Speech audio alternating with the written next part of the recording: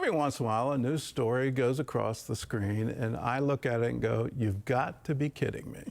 The uproar over a major security breach is rocking Washington. Top administration officials discussed a military operation on an unsecured group chat that included a reporter. Well, the chat revealed details of the bombing operation against the Houthis in Yemen days before it took place. Senior Washington correspondent Tara Mergener has more. The White House said Vice President JD Vance and key members of President Trump's national security team discussed those highly sensitive military plans through the messaging app Signal. Also on that thread, a journalist. Jeffrey Goldberg, an editor at The Atlantic magazine, wrote Monday that he was mistakenly added to the text chat on the commercial messaging app by Michael Waltz, the national security advisor, allowing him to follow the conversation in the 2 days leading up to the strikes in Yemen. At 11:44 a.m., I receive a text in this chain from someone who claims to be Pete Hegseth, who provides what I can only call a war plan. I sort of wait with my phone to see if this is a real thing.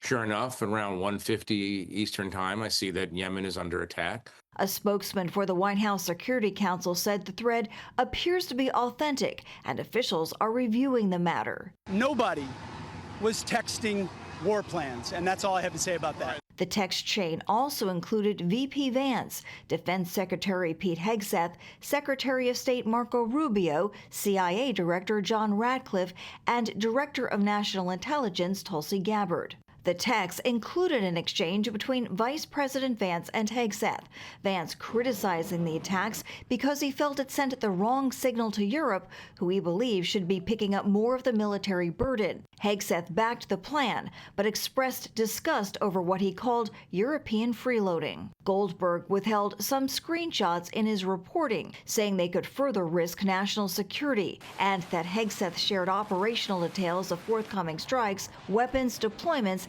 and attack sequencing. I'm not going to characterize what happened. Clearly, I think the administration has acknowledged it was a mistake, and they'll tighten up and make sure it doesn't happen again.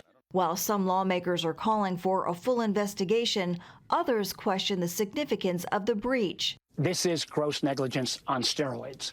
Do they realize that Russia and China have targeted Signal to try to break in? Somebody made a mistake, and it happens. President Trump denied any knowledge of the incident, suggesting the attack was still successful. Well, it couldn't have been very effective because the attack was very effective, I can tell you that. I don't know anything about it.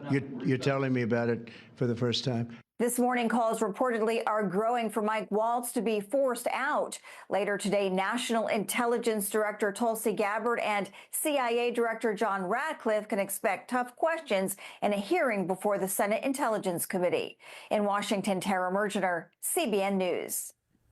Well, it is a you've got to be kidding me story. And why would national security officials, the Defense Department, be using a commercial chat room to do this? They have to recognize that every government has targeted, and whether it's WhatsApp or all the other supposedly secure messaging systems, they've all tried to crack them so that they can track what their own citizens are doing on the internet, and to somehow have these kinds of conversations, it just is truly mind-boggling.